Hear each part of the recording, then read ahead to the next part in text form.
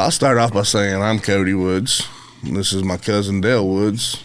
Just figured we'd start something out and see where it goes, just tell stories for the day. A little bit about myself. I'm Dale Woods. I grew up in Horn Lake, Mississippi. We both grew up in DeSoto subdivisions. He grew up in DeSoto Woods, and I grew up in DeSoto Village. So that's a little bit about myself, where I'm from. So I grew up in a little high-class trailer park. Oh, yeah. So, I guess about myself, my name's Cody Woods. I grew up in DeSoto County, Mississippi, South Haven, Horn Lake area, whichever. They kind of grew together. This is a first-time experience for me on a podcast, so it's different. Seems enjoyable, and I'm excited to be here. So me too. Yeah. Let's start early age. Since we're going to start talking stories, basically, since we don't know really what to talk about. There's so many stories that we share from, when we were 7, 8, 9 years old. I remember, just making tape balls at your mom's house on Custer.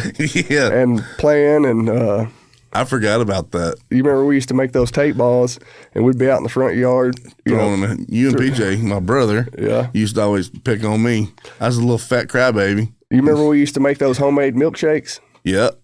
That and dip. You remember the dip where you put ketchup? I just anything in the freezer. Oh, man.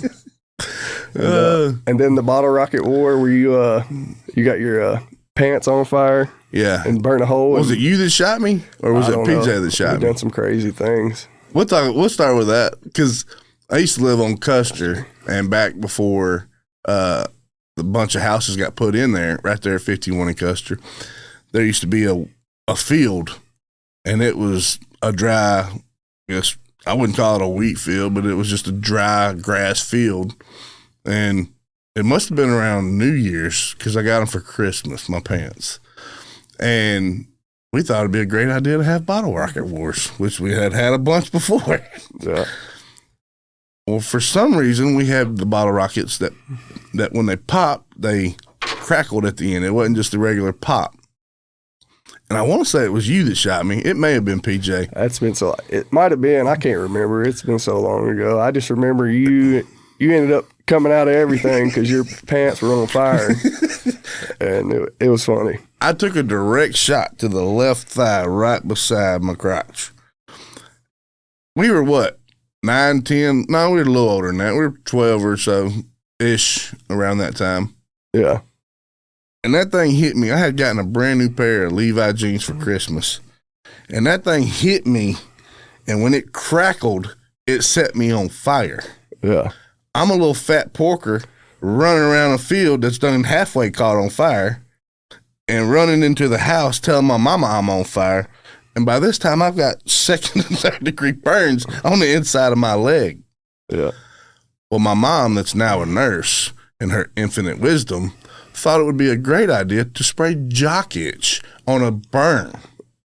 And she sprayed that jock itch on me.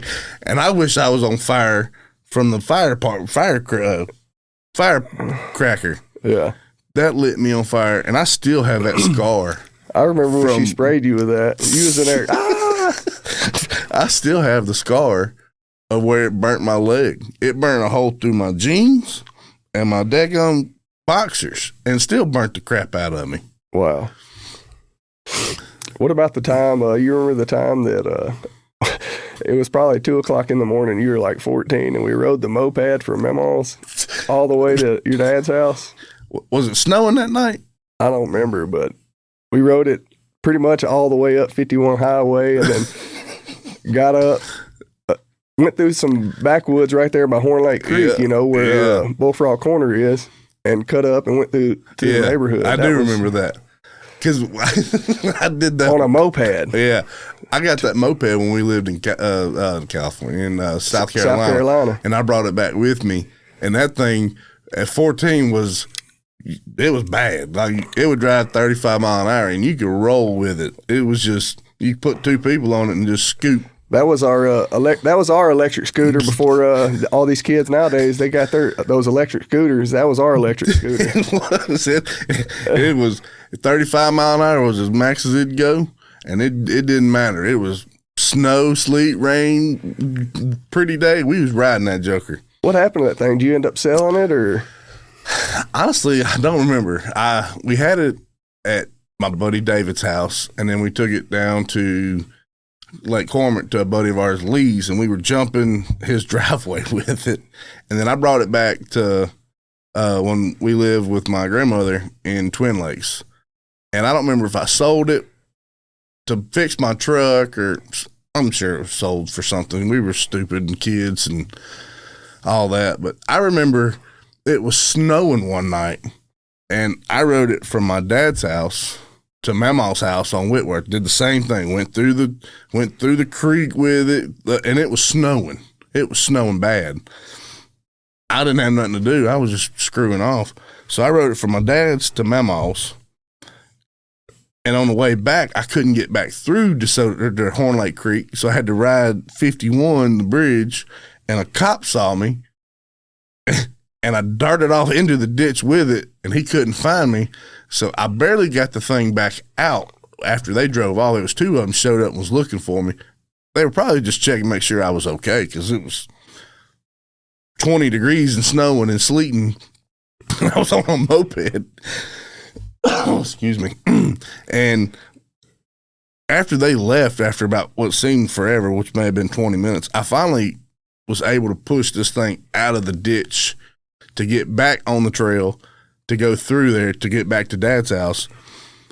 Well, my dad had gone and locked the door, and I couldn't get in the house.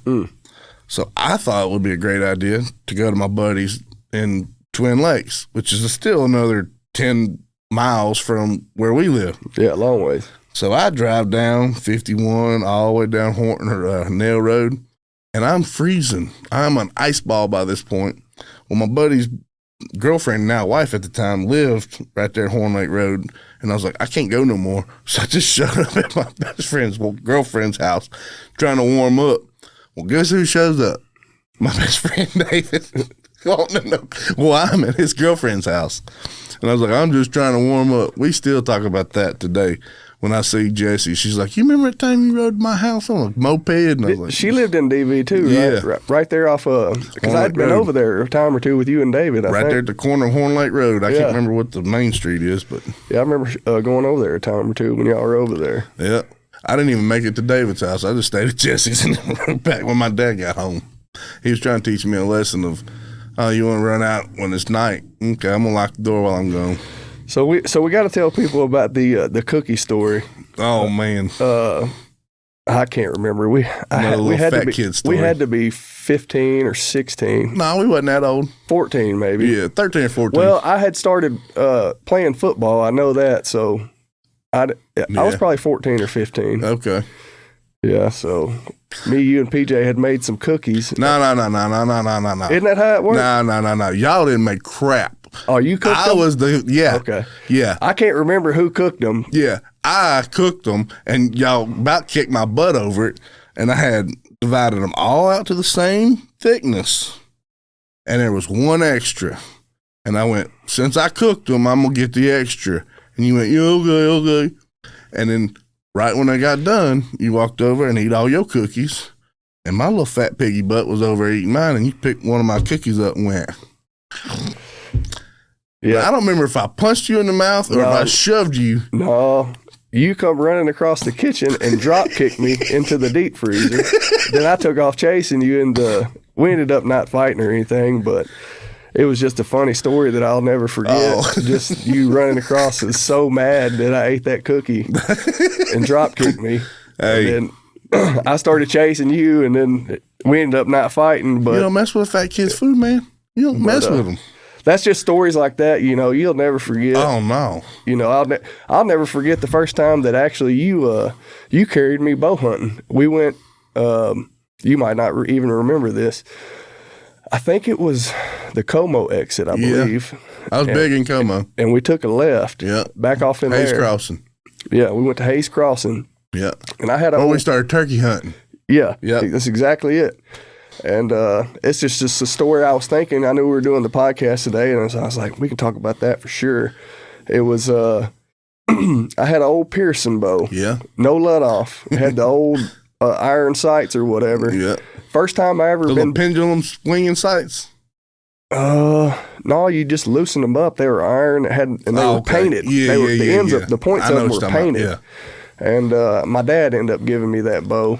And first time I ever, walked into in the woods, you had a ladder stand or something set up in there, or somebody did. It was I had a whole little bunch of stuff in there. It was a little oak bottom. First time I ever walked in, I remember I killed that little button buck. You don't remember that, do you? Oh yeah, it was on a big old tree, wasn't it? Yeah. Yeah. Yeah, first time I ever walked into a stand with, walked into the woods with a bow in my hand, I killed a deer, and I was like, that usually don't happen, Yeah. So that little stand was hot. Yeah, they were coming up. I think that was the second deer I had seen that evening. Really? But the first one was a little bit too far out of range, and did I walk up just past you? And I want to feel like you were behind me, maybe. No, I don't, or you might have been further deep in. I can't remember. You dropped me off there. That's the only thing I remember. That was that little black ladder stand that was on a huge oak tree. Billy showed me that one like we just started hunting. It was behind that old trailer house. We walked right behind that trailer house, and then there was a power line that run kind of not parallel. It just kind of run through the woods.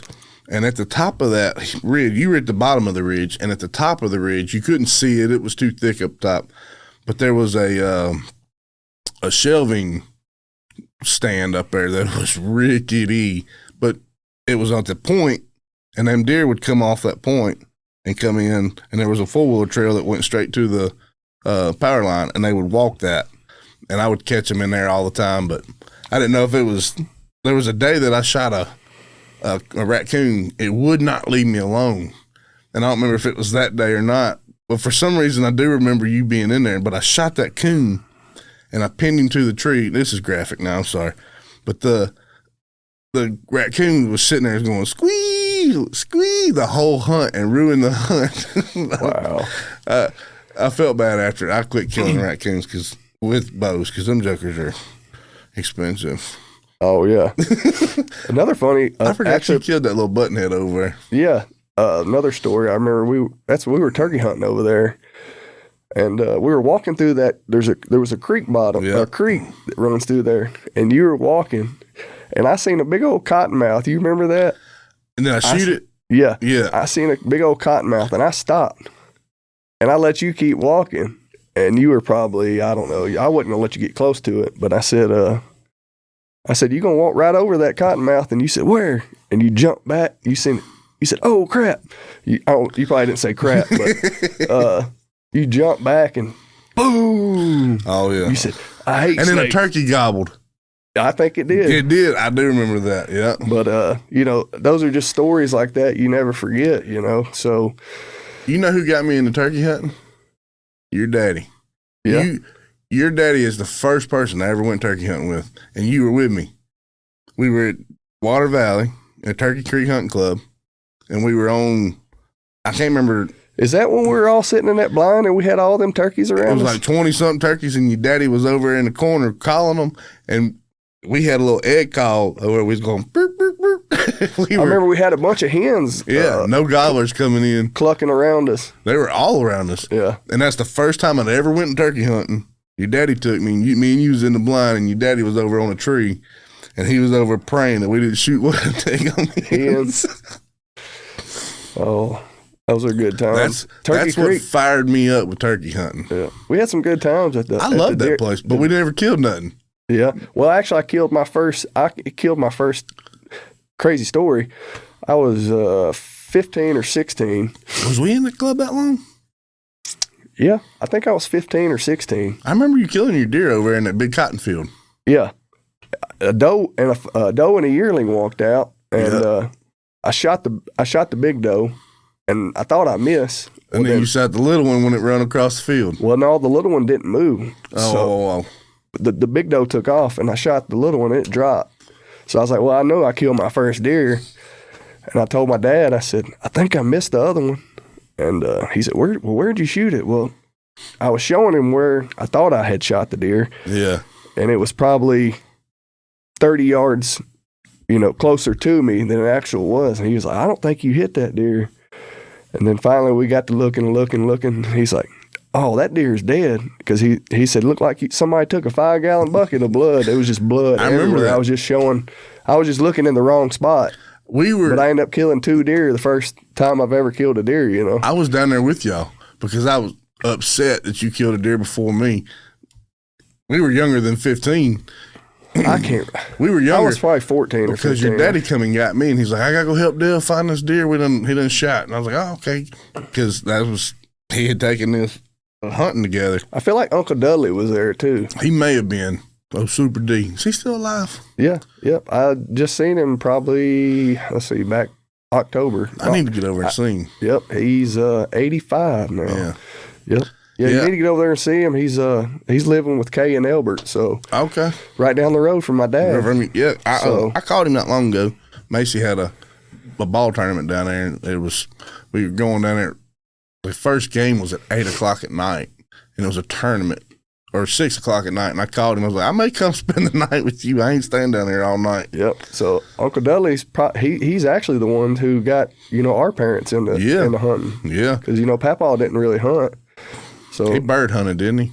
A little bit, I think. Or squirrel hunted or something. Yeah. Yeah. He didn't deer hunt or turkey hunt or anything like that. But no, none of my family side turkey hunted because my dad would never turkey hunt. I think we went one time with you and your dad. Y'all was in one cotton field, and there was a patch of woods, and then we was in another cotton field. We didn't see nothing. That's the only time I remember me and my dad ever turkey hunting together. Yeah. Speaking of down there, David, he got permission to hunt. You remember the old pump station down there? Yeah. The main drive. Where was it at? I can't. The main drive we come in was off of number 32? Yeah, off of 32. Well, then that road V'd off to the left and it went back to 32, but it just went around the pumping station. We hardly ever went, for some reason, around that Y to the pumping station. Well, what's funny is David got permission to hunt like 900 acres right beside that pumping station. I'm hunting the same stuff that we used to hunt back in the day. Really? Yeah. I took because I killed my first turkey in that cotton field with your daddy, I think. I did too. That's where I killed my first one. In that big cotton field. Yeah. I killed my first one there. Literally 3 fields over is the property that we're hunting. Really? Yeah. So me and David drove down and we didn't hunt it at all for some reason last year, but we hunted it the year before. I went to the old church up there, where we used to have our trailers down in that little hole and everything. The church is still there and all them trails, but all them woods are just torn down. It's all cut over now. I hadn't been down there in years. I wouldn't mind going down there and just riding around. I know it's almost too far to just go drive for the day and hang out, but it's fun to go down there and hunt. Yeah. So I wonder if any of all them old camps got to be tore down. Oh, yeah, there's nothing in there. That actually, the only reason I knew where it was at was because your daddy gave me the address, because I was like, where is this daggone place at? And then I realized that all the cutover, I had to find that old power line that come behind the church, because you remember that power line was where our camp was. The power, like our camp was right beside the power line that run up to that church. Yeah. So I followed that all the way down, and I realized that they had pushed a bunch of dirt in there, and that's where we had our camp. Yeah, we had an old office trailer. Yeah, that's what we stayed in. A rickety old office trailer. It had a big. What we had for water was that big 500-gallon. Put a little bit of bleach in, keep it from freezing. Yep, for a water tank. So on the front porch. Hey, I had good times there. We had I want to say we had 6 monks in there. Yeah, yeah. 2 on the. Actually, no, we had 5. We had 2 on the left and 2 in the back, and I think it was just one on the right. And then my dad had built an extra room on the end. Yep. And then, but I mean, I remember like that was all my childhood memory. Like being in that little camper, Super D. I don't remember none of the guys' names now that was in the club, but our cousin that was down there, his daddy, they would all come in there and play poker with quarters and pennies and dimes and nickels. Yep. And I loved all that. And I'm trying to get people to do that now. Just like, hey, let's play these little, quarter games. It's fun, Nobody wants to do it anymore. That's what people, they think about hunting is, killing big deer. To me, I mean, that stuff's fun, but I enjoy just being in the woods. And even if I just see deer, that's a plus. But I mean, just being out in the elements and in God's creation and enjoying it. That is my inner peace. I say stressed. I'm not really a stressed out person, but if I just, like I went the other day, it was a perfect day to deer hunt. I seen deer. I just want to go turkey or squirrel hunting. Just went out, just sat on a tree, right at dark. Bunch of squirrels come out. I was like, oh, okay, I don't have to kill them, but I want some squirrels too. So, and I shoot a suppressed 22, so they don't even know it's coming. 4 of them run around the tree. I shot all 4 of them. Walked out of the woods, had 4 squirrels, and just sitting there, just looking at the sun and the sky change colors, and it goes from blue to a hue of reddish, pinkish, orangish, all at one color, and then it just slowly fades to dark, and then everything in the woods gets quiet, and that's just peace. Whether you kill something or not, it's just a way to think about things uninterrupted, or just being in the woods just clears your head for me. That's why I do it. I wish I would have had a 22 yesterday, and I went deer hunting. Didn't see a single deer. But I sit here and watch 5 squirrels at the base of my tree. Just squirrels everywhere. I was like, it'd been a good squirrel hunt for sure. Go squirrel hunting. You won't see squirrels. Oh yeah, that's how it goes. That's how it goes. The reason I went to that place that I went to a couple weeks ago squirrel hunting is I walked in there deer hunting, and there was hundreds of squirrels. I mean, literally, I had to shoo one away because it was on a tree limb barking at me within 10 foot. And I'm like taking my hat and flopping. So I was like, oh, okay. I know where to go squirrel hunting. Yeah. Went in there and I seen 4. That afternoon is when I killed the 4. I know the first time, this is a different story, but you might not even remember it. This was back when you could go to Lakeview. Oh, yeah. And you still might be into it. Bow hunting or bow fishing. Did I take you? Yeah, you and David. Yeah. You and David went, and we started going before bow fishing turned into a thing. Yeah, that was, and I just remember that story of us going out there at night, and I'd never even shot. Did you not? I was just watching y'all because it's interesting to me. Why didn't we let you shoot? I don't remember. Probably because I just didn't want to, or I was just observing and watching y'all and seeing how y'all were doing it. But and we still have that boat. That boat is the boat that we started in a 14-foot 36 John boat. Me and David aren't the smallest guys, and we wasn't when we was 16. We wasn't just super fat at 16, but we were thick. And that little 9.9 we had on that boat, I don't know. I would never allow my kids to get on the water with a boat that small, that big of a motor, to go anywhere. I wouldn't allow it. Yeah. We did it constantly. Yeah. At night, wide open with a spotlight and headlamps. Yeah. That's all we did. I'm sorry. Yeah.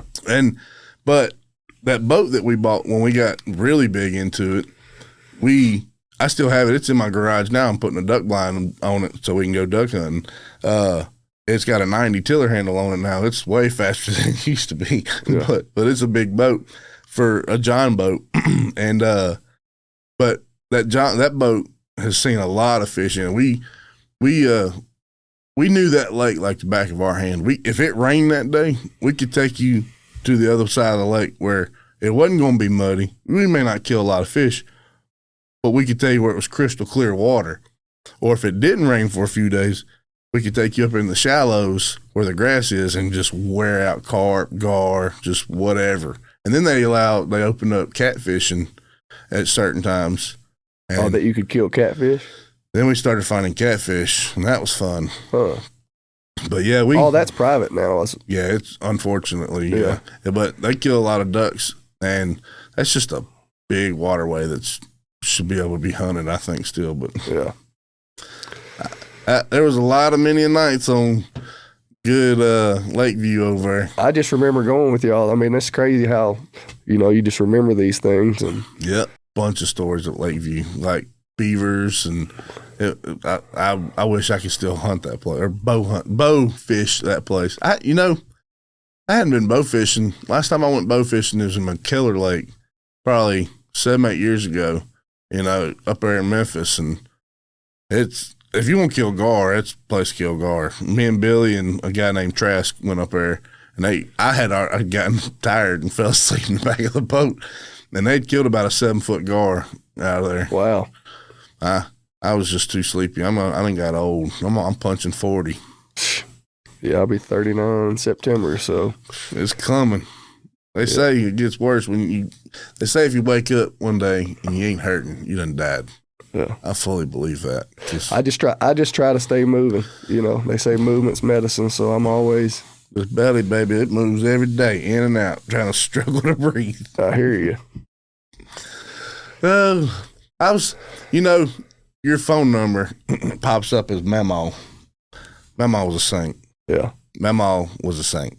She, and every time you call me, her face, the day I took the picture, she's in that little blue, was it Geo Metro? No, it wasn't a Geo. Yeah. Was it Geo Metro? Was it Metro? I ended up driving that car after she passed away. Yeah. I got a picture of her. She's in a pink shirt, and she's just smiling at me just so big. And every time you call or text, that's what pops up. And I can't delete it. I can't change it because that's the only picture I got of her in my phone. But that woman from, that's a story about Mama when we was growing up. She lived between you, your daddy, and my daddy's house. Yeah. I don't know what dynamic that was when we was kids, but I know she lived with your daddy, and then she lived with us, and then she went back to y'all, and then back to her house with Papa. And one time we were like 3-4 years old.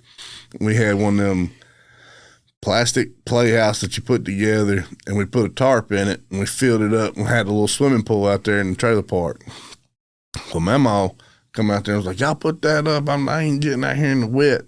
And I pinched the water hose off. I was like, all right, Mama. I was like, but I can't cut it off. So she walked over and cut the water hose off, and I remember it clear as yesterday. She got over and cut the water hose off. I opened it up, started spraying her. She took off back when she could still run. You little dirty head. I was like, I'm sorry, Mama. I didn't mean to. I cut it back off. And she's like, oh, you better not spray me again, Cody. I was like, Mama, I didn't mean to. I promise. I didn't mean to. BJ's over there laughing his butt off. She goes back over, cut back. I go chasing her. I clamped the water hose back off. I said, Mama, I'm sorry. I didn't mean to. I promise. And she's like, your little bus guy come in sometime. Don't you worry. I didn't think nothing about it. We was still playing. We finally went inside. I didn't realize what PJ was doing. He opened the front door and Mama was in there. He took off. He went in there underneath he got past her before I get in there. I come in there bebop around. She started beating me with that little belt. Pap, pap, pap, pap, pap. PJ run up underneath our bunk bed, and I remember her on all fours underneath that bed. Pow, pow, pow, pow, wearing him out underneath that bed. That was the last time I ever sprayed my mouth with a water hose. Yeah, I remember she was telling me a story. I wasn't around at the time, but it was either you or PJ. She had whooped one of y'all, and ain't no telling. And one of y'all called the law. PJ. Was it PJ? PJ. He called the law. And they end up calling back or whatever, and she said, "Yeah, that was my grandson. He called, because I whooped him. And soon as I hang up his phone, I'm gonna whoop him again." That's just the story. I ended up telling somebody that story the other day because, he called the law, and she ended up whooping him, and then she told the law that she was gonna whoop him again. Oh man, that woman, she had a servant's heart. To please somebody was her. That was what she did, like making sandwiches. She was happy to make those sandwiches, and they tasted so much better when Mama made them sandwiches. I couldn't tell you how many sandwiches she's made me. Or I'd get in trouble. My daddy'd be mad, and I'd be like, Mama, come check me out at school. I don't feel good. Oh, she'd come check us out. Didn't ask no question. What's wrong with you? My belly hurts. Make me a sandwich when you come, too. I remember, I was a little fat kid. I was at South Haven High School, or middle school. Mama, I don't feel good. Come get me out of school. What's wrong? My belly hurts. I can't. Your daddy gonna get mad. I said, Mama, just please come get me. I don't feel good, please. And I'll never forget. She's like, all right, I'll be up there in a minute. I said, Mama, you got that deli meat? She said, yeah. I said, make me a sandwich. And I'll never get that lady at the receptionist desk looked at me. I just was like, yeah, I'm fat. Yeah. My mama's bringing me a sandwich. Then we'd be outside in the yard playing man. after we done got checked out for being sick. Oh, yeah, and then get whooped because we done called Mama to come pick us up. Oh, man. I remember when she was staying with us on Valley Brook, she had that garden out back. Yeah. I don't know if you remember that. She always tried to have a garden. Oh, man. She'd cook a good homemade meal every evening. And then every morning for breakfast. Eggs and biscuits. Well, she'd do that on the weekends, but a lot of times in the mornings before school, before I got on the bus, she'd make me pancakes. Oh, yeah? Oh, man.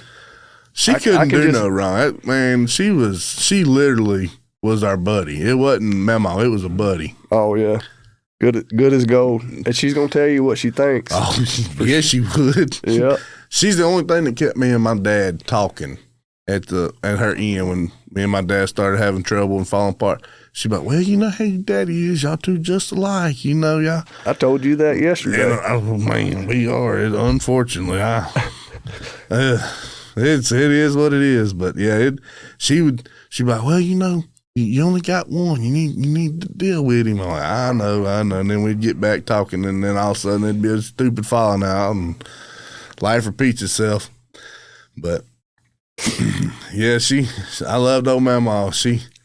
She couldn't do nothing. There was a bunch of stories. My very first memory that I can remember as a person, we were coming.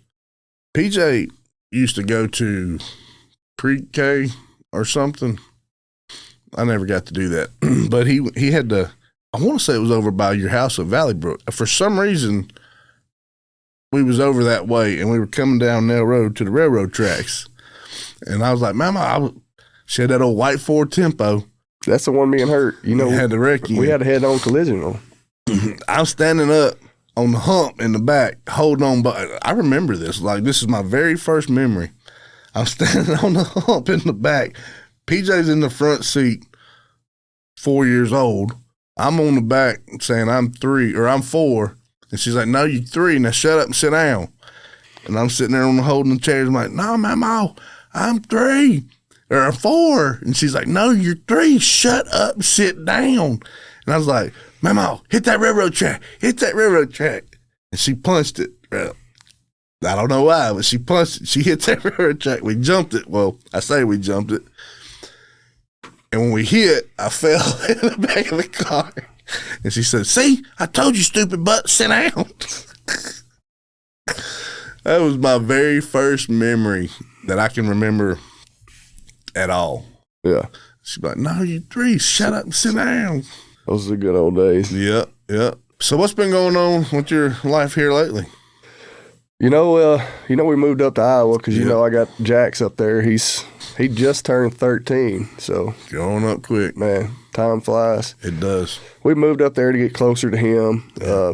Caitlin was coaching softball up there, and I ended up teaching PE one year and then got out. And it just wasn't home, Yeah. So we decided to move back, and I was lucky enough to land a teaching job and coaching. So my life's kind of busy right now. Yeah. Just finished with football, and then now we're smack dab in the middle. I'm helping with the basketball, so just really busy. I'll kind of be busy probably all the way up till March. Yeah. And then spring, I'm not coaching anything. But then Caitlin will be coaching softball. So just been busy. So I'm gonna kind of relax in the spring and get ready for the summer and get ready to help with the football team for summer workouts and probably do some side work, stay busy.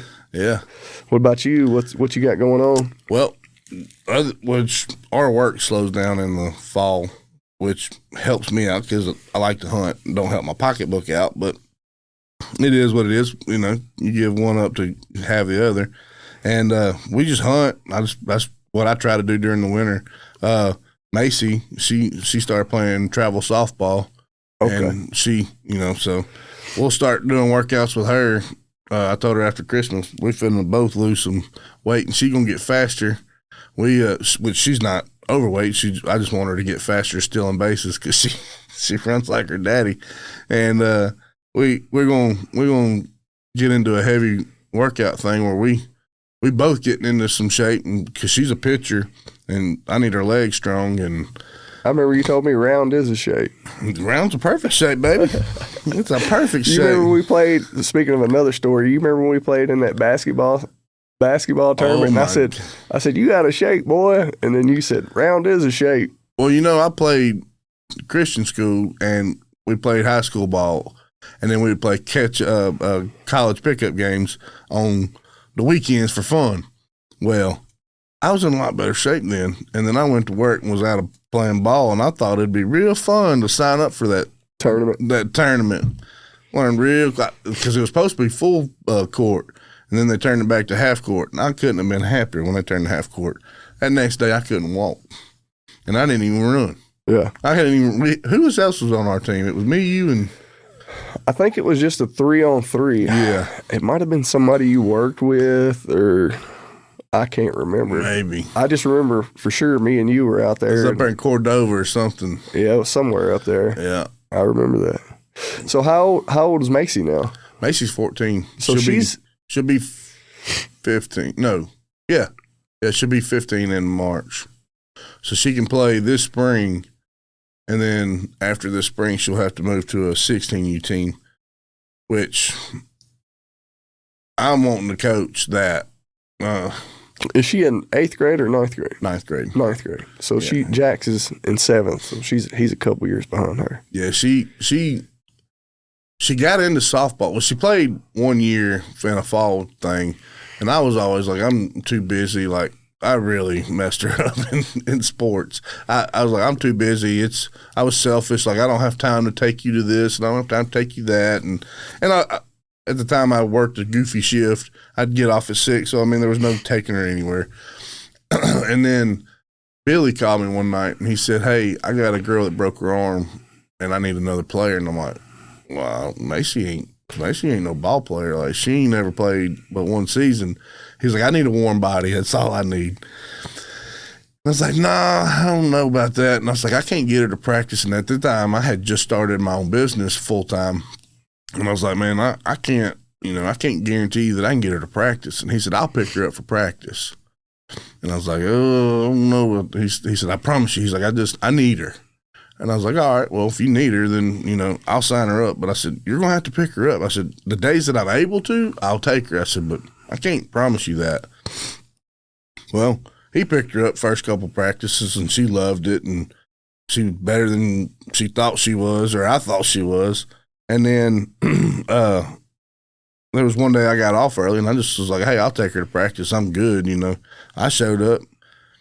It looked like Bad News Bears. Like, it was the girl-wise, the coaching was fine, but the girls were like, oh, you start seeing 12, 14-year-old girls playing ball together, and they're like, this ain't how we played ball as a kid. Yeah. Our 14U team was basically a competitive team at Snowden. And I was like, man, I asked Billy, I said, you want me to help coach? And he's like, yeah, man, I don't mind helping. We'll get out here and do it. And I enjoyed it so much that it was a passion that I didn't know I had. So I made it a point to where I was like, all right, well, I'm going to be at practice every day. And I started helping coach. That year, I think the first year I assistant coached, we won every game but 1 or 2. And I think we were going up against Coach Kemp. And I think he ended up winning the season. And then Coach Kemp got out that year, and we fall balled. We won. We were undefeated. And then we coached spring ball one this year and went undefeated. So we went undefeated. Well, this fall, I assistant coached with another guy, Coach Wright, and we lost 1 game, but we still won the season. So I'm going to head coach her last rec team, and I want to head coach her travel team, but travel is way different. The girls that are good now, it's hard to pick up new girls now for travel ball. Yeah. They like to stick with teams, which is what you want. You build that team. Yeah. And you run them together, and you find who's weak and what, and then you work on that, and it's different than rec. Oh yeah, for sure. Yeah, most of these girls that are playing softball, they're playing softball 10 months out of the year. Oh yeah, they're playing all year. That's what Macy's doing. We got her in a team in Oxford. I hate to drive. I love the team. Hate to drive. But they played. We took off July and August in the hot, and then they started back playing or practicing in September, and then they took off. Our last game was in November, and so they took off the rest of November and December, and we're going to start practicing in January. I'm going to try to push them back till February, so don't mess up hunting. But she loves it. She fell so hard into it that I would have never thought that she would have excelled as fast as she did in it. And I'm not saying she's like going to go D1 tomorrow, but like she's improving. She loves softball. Yeah. Like she's there. Like I love it watching her. She's gotten a little lazy with not wanting to practice outside of practice. If somebody's not with her, if somebody's with her, she'll practice all day long. But me and her butt heads. Like I want her to do something, and it's like that's not how I want to do it. And I'm like, I'm done. Like I can't. She's got everything to do it herself. And I want to build her a shop to where I've got pitching machines, I've got the nets, I've got everything she needs. We a full furnished workout room with her. Yeah. But she wants a shop to do it in. She don't want to do it in the driveway, which I get. Yeah. But she started the first season we played. She played third and first. And her arm wasn't developed enough to throw from third to first accurately and hard enough. She had a awkward shot put like throw. Now she's developed where she can throw. She's hard. Well, then she started saying she wanted to pitch, and I'm like, "You're not a pitcher. Like you're not that." I said, but if you want to, you can try it. I said, we're going to do it the right way. I said, I don't know nothing about underhand pitching. I can teach you overhand pitching, but I can't, that underhand crap, I can't show you. So we got our pitching coach, and she loved it.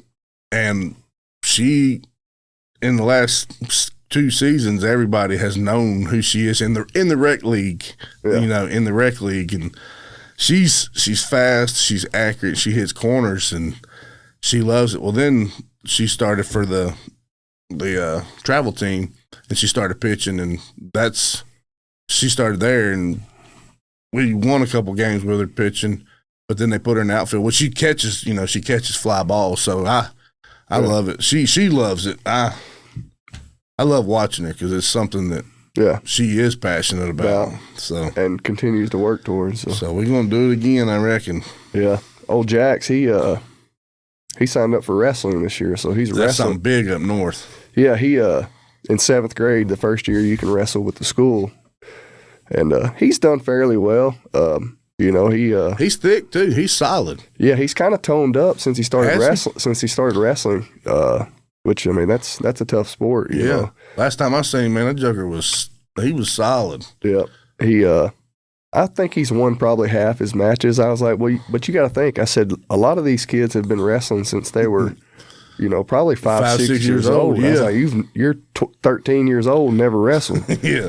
So I think it'll help him in other sports. Football, it'll help you become a better tackler, and and he obviously loves basketball. But once you get to high school, you got to choose between wrestling or basketball. So that's sad. You can't play multiple sports. They both are during the same time. They're both a winter sport. So, which I'm sure you could probably wrestle for a club or something if he really wanted to do it. But I'm just glad that he's staying active and interested in other sports. And which Halen, she's 5, so she played soccer. She's gonna do. They have like a little league with the school. I think they play 4 or 5 basketball games. She's about to start that. So. Yeah. And then with Caitlin being a softball guru or whatever, I'm sure Halen will jump right into that. So man, I'm gonna tell you, I wish I'd have started Macy at 6, which to me 6 is young, but the 8U and stuff, I think 8 is where they can really start doing, like, they get it instead of just a bunch of people playing around on the ball field. Yeah. I wish I'd have started her at 8. Yeah. I did shortchange her by not putting her in there younger. Well, as long as she, like you said, she enjoys it, and if she wants to continue getting better, going to pitching coaches, and even they got hitting coaches and all that stuff. So I love it. I enjoy watching this game of softball. I'd much rather watch that than baseball for sure. Me too. And it's more fast paced. That's what I was telling my wife Shelly. I was like, man, I would rather watch softball versus baseball. I mean, it is fast paced. It's pop, pop, pop, pop, pop, pop, and then but that ball is bigger. Yeah, and they say it's easier to hit. Well, I can promise you, my daughter throws about 50. I can hit off over, but my son can't. He can't hit off over at all. And it's a big, have a big rival. They rival each other anyways. My 18-year-old, he can't hit off her to save his life, and she's. It's something different about that underhand other than that overhand is. Yeah. I've actually never tried to hit a softball, as far as a pitcher pitching it to me. They say it's pretty tough if they're throwing it up there to 67, 68 mile an hour. Yeah, I was going to say 60 to 70, 60 is actually, I think the fastest is 68 in college. Well, and all that, I think some girl threw 70 something. Oh, yeah, she broke it this year. 73 or something like that. But you take a girl that's throwing 60 mile an hour, that joker is moving. Yeah. And even though that ball's bigger, that point coming from underneath it messes up ball players. Yeah. But I love it. I enjoy watching. I enjoy coaching. I'm gonna coach rec league this year, and I hope we do good. But rec league, if you got a decent pitcher, you can do better. And there's a couple more girls that's come up in the Hernando Rec League that's coming up that's throwing great. They're getting faster. So I mean, I hope this spring season turns out good. Yeah. But I've enjoyed this podcast. It's been a fun. Just start out. Hey, this is our old family stories. I'd like to do something different with, not different, but keep something going with it and tell them more stuff. I mean, I've had fun. I think it'd be interesting. You get on a subject or bring different people in and just talk to them about life or whatever. So we have thousands of more stories. Like if my brothers would have showed up, PJ and Joey, their stories on the bottle rocket war and the cookie. The one time PJ and you were we were at Cherry Valley, you were getting ready for a ball game, and I got smoked in the back of the head. PJ hit you in the head with the ball, and I ended up. You could see the seams of the ball in the back of my head. Yeah, I mean, and he remembers stories that I don't remember. He remembers people from our neighborhood that I wouldn't even know if I was sitting next to him. If I didn't talk to him on a daily basis, I don't remember him. Yeah. PJ remembers, oh, yeah, that's so-and-so. We went to school with him in first grade. Yeah. I don't remember nobody in my first grade.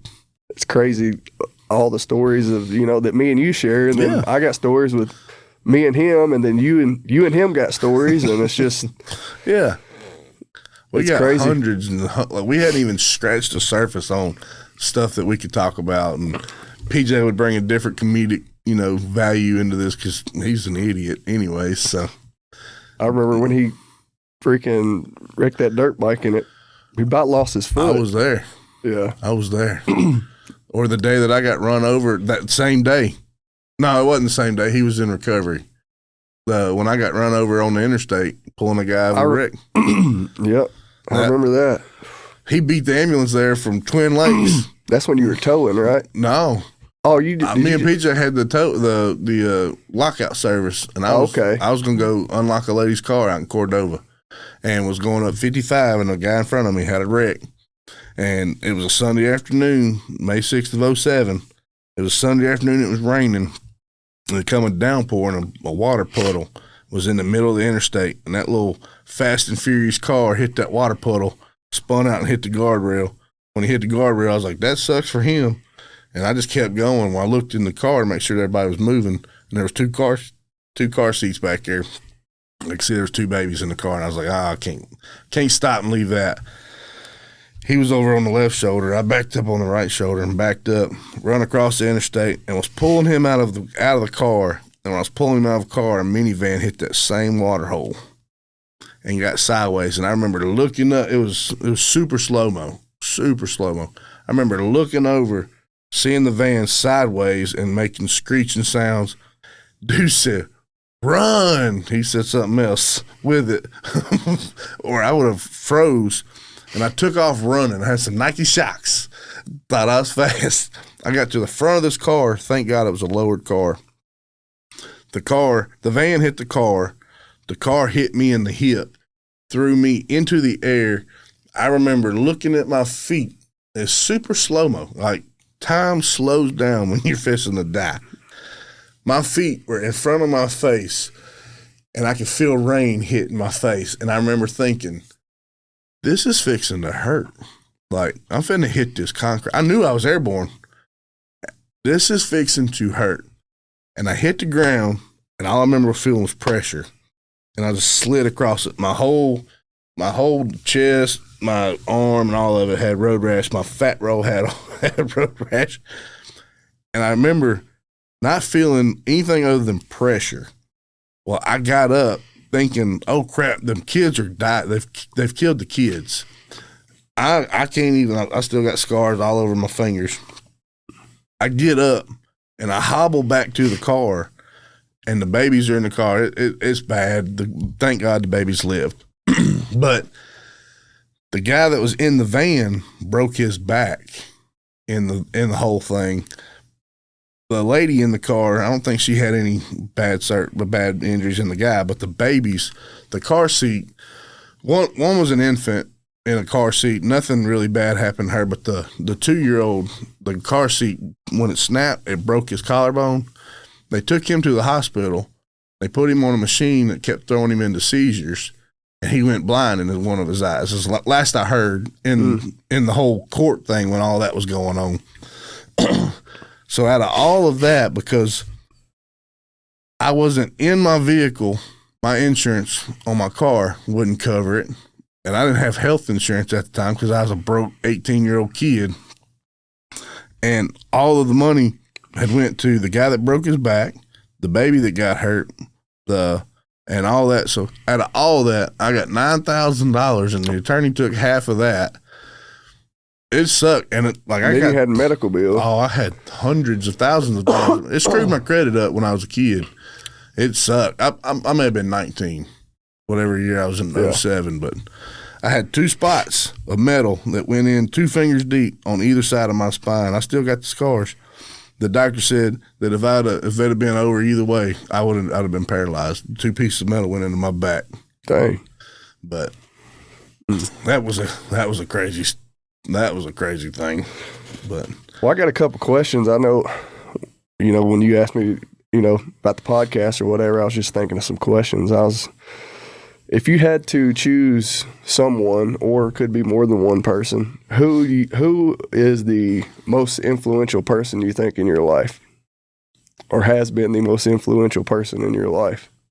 Back in the day, I would say my brother. I looked up to my brother a lot when we were kids, PJ, because he's only 16 months older than me, but he became a police officer for Memphis, and I really thought that was the way I wanted to go.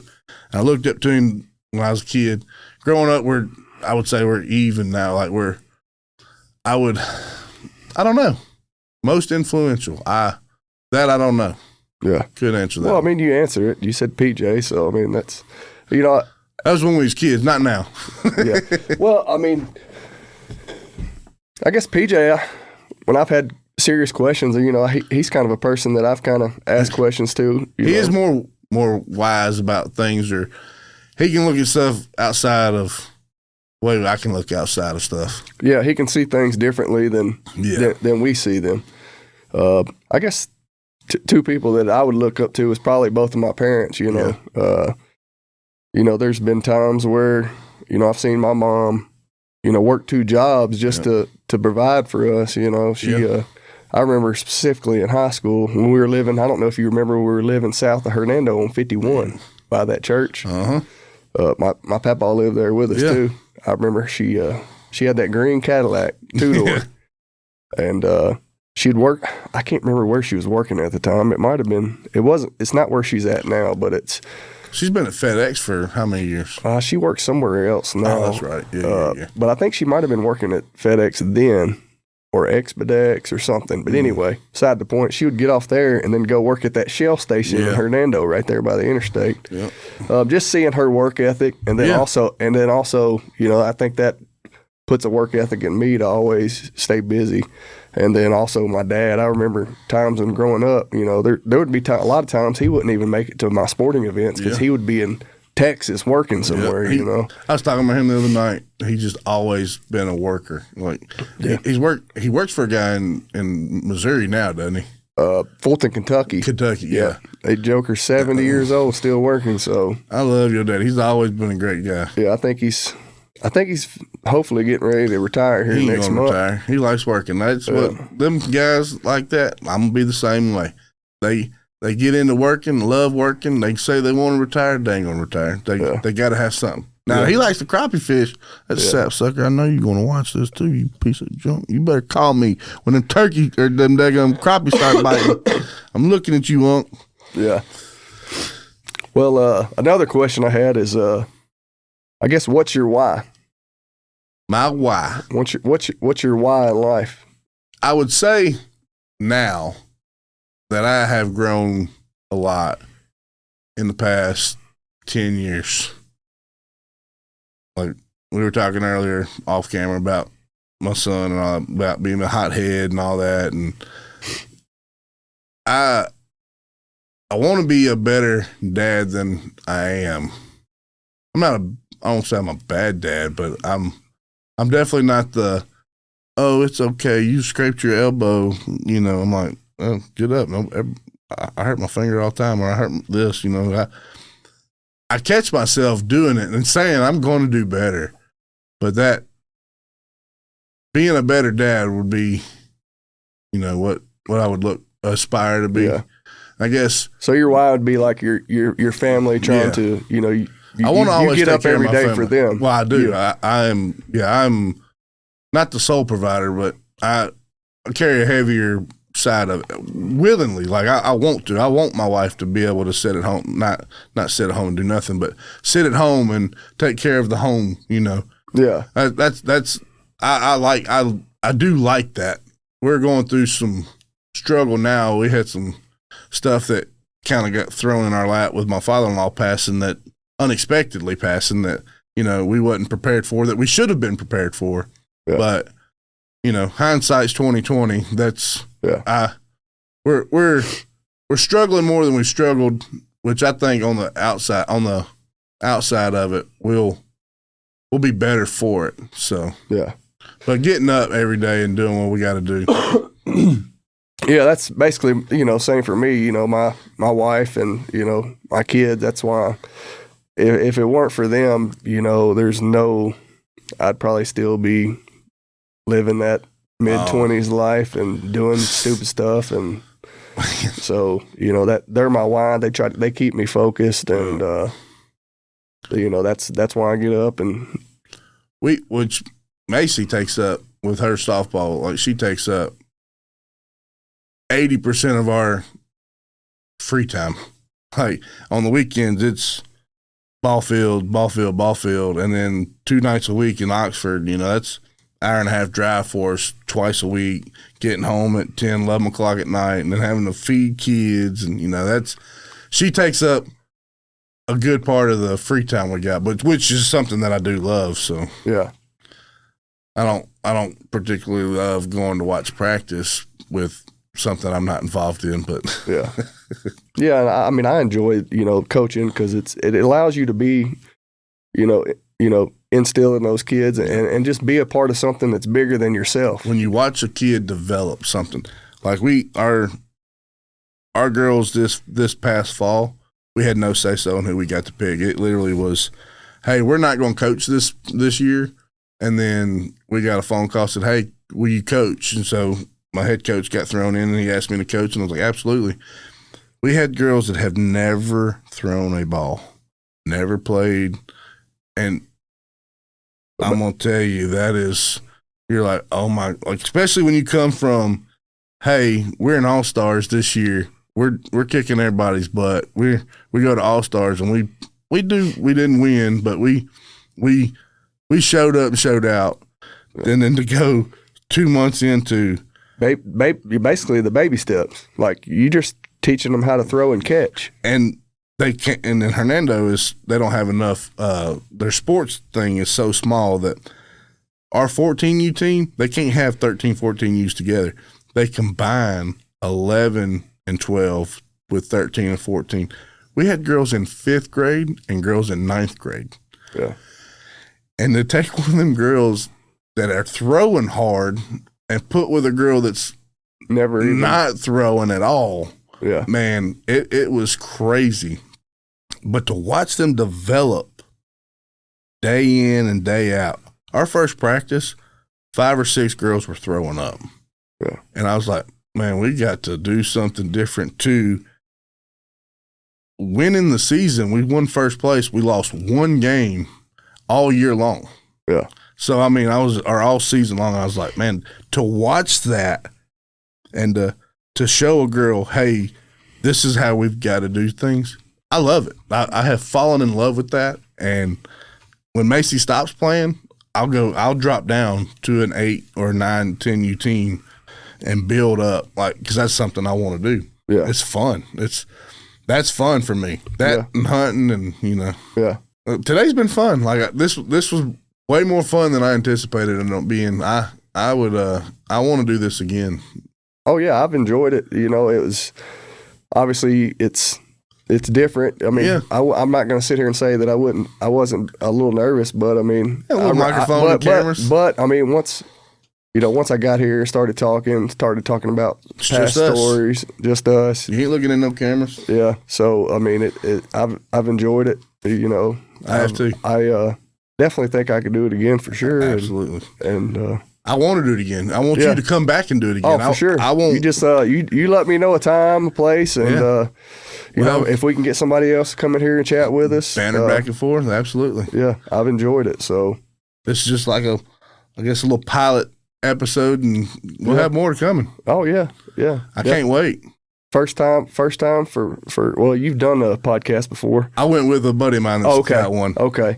Yeah, first time for me, but yeah, it was fun. I want to do something like this and have a broski podcast. Just I don't know if you want to call it a broski podcast, but just banner back and forth. I don't want to be a solo guy looking in a camera and just giving my opinion. Yeah. Just relating stories, relating life, and just see where it goes. You never know. So And there's always going to be another adventure. oh yeah, I mean, we always come up with new stuff. oh yeah. So Well, I'm glad to be here and glad I got to come. So I've enjoyed it. I appreciate you coming because it's hard to get somebody in here. Yeah. I need to get somebody else in here with us. Yeah. I appreciate it and look forward to it. Look forward to many more of this to come, actually. Yeah. So Well, thank y'all. thank you.